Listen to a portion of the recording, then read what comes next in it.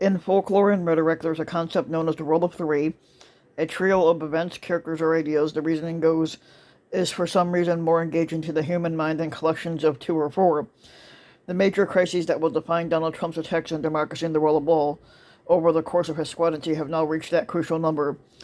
First, there was the Russian election interference in 2016 and Trump's efforts to overturn the investigation into it. Second, Trump's extortion of Ukraine in 2019, which led to his first impeachment. And finally, his incitement of a violent mob against the Capitol on January 6th. From a storyteller's perspective, the arc of Trump's squadancy is finally complete. The crises share certain common elements. In each instance, Trump had worked to cheat in an election and then turned the power of the squadancy against those who resisted his wrongdoing or worked to uncover it. But as with any good story, there's also a narrative trajectory. As Trump's squadancy progressed from a battle over Russian election interference to his subsequent efforts to strong-arm Ukraine into providing derogatory information on the then presidential candidate Joe Biden during the Democratic primary, and to ploy to undermine faith in the 2020 election. His his predations moved from being somewhat abstract or theoretical to startlingly concrete and proximate, even to those Americans who were first sheltered, who were at first sheltered from those views.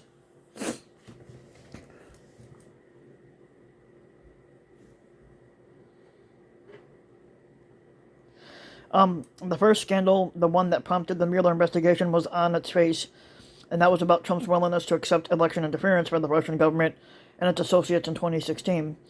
But for Trump, the accusation carried with it the insinuation that his victory was illegitimate because it was, and he regularly denied that this interference had any impact, or that it even happened at all. um, um, this obsession with the legitimacy of his victory led him to subvert the investigation by firing FBI Director James Comey, and he was trying to fire and undermine Special Counsel Robert Mueller throughout his two-year search. Despite the magnitude of Trump's wrongdoing, the story remained hard to explain. Mueller's findings were damning, but the details were complicated and the threat was difficult to conceptualize.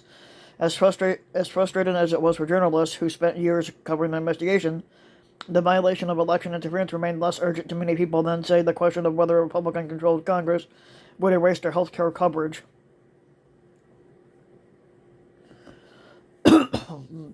As Mueller's work wrapped up, Trump turned his attention to the 2020 election by pushing Ukraine to proceed or perhaps invent information that could damage the presidential campaign of the man he saw as the biggest risk to his re-election. The nature of Trump's wrongdoing became more concrete with the Ukraine scandal, but now the damning facts weren't contained in a 448-page report, but on a 5-page transcript of Trump's phone call pressuring the Ukraine president for a favor. But as the House of Representatives set out its case against Trump during the first impeachment, the administration's stonewalling had ensured the stubborn gaps remained in the account of what the squatter did and when he did it. And even those gaps aside, the danger of Americans is theoretical. Trump's meddling could result in a scandalous story about a man who might be the presidential candidate, and if the story were to take hold, maybe that would damage Biden's chances. The cost of Trump's extortion of Ukraine and delaying aid to a country struggling with the Russian-backed civil war on its eastern border were real, but they remained distant to most Americans. After Biden obtained a Democratic nomination despite Trump's efforts, the squatter began a months-long disinformation spree that was aimed first at preemptively destroying public trust in the results of the presidential election, and then at overturning the results of the election altogether. But this time, Trump brought the bullying tactics he used against Ukraine home and directed them at state election officials, and this time the action was focused not in Moscow or Kyiv, but Lansing and Atlanta and finally Washington, D.C., and this time the consequences were not all theoretical, but actual fatal violence. Unlike the Russian interference or the Ukraine overtures, the story of the Capitol riot is an easy one to tell, and the narrative is simple. Trump told the rioters to storm the Capitol building, and then they did, and he didn't stop them. The events didn't require a special counsel's office or congressional subpoenas to uncover. They were broadcast on television and live-streamed over the internet. The importance of violent rioters breaching the United States Capitol was immediately obvious. The video of senators running from a mob and police officers screaming in pain is a lot more evocative than a transcript of a call. He has to pay for this, said one woman contacted by the New York Times as part of a survey on how Americans were understanding the second impeachment. The last one wasn't it a phone call to Ukraine or whatever? The Democrats, they didn't get the whole picture the last time.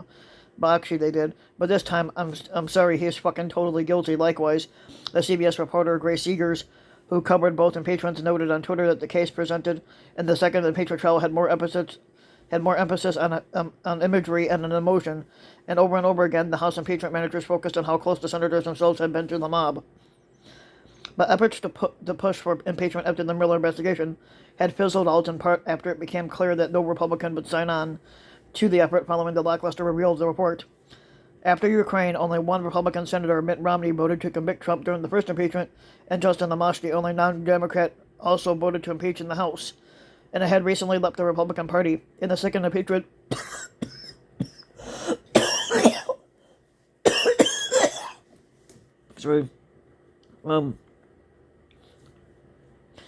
basically he voted to, in the second impeachment, in the final tally, had stood at 10 House Republicans who voted to impeach, and 7 of their Senate colleagues voted to convict.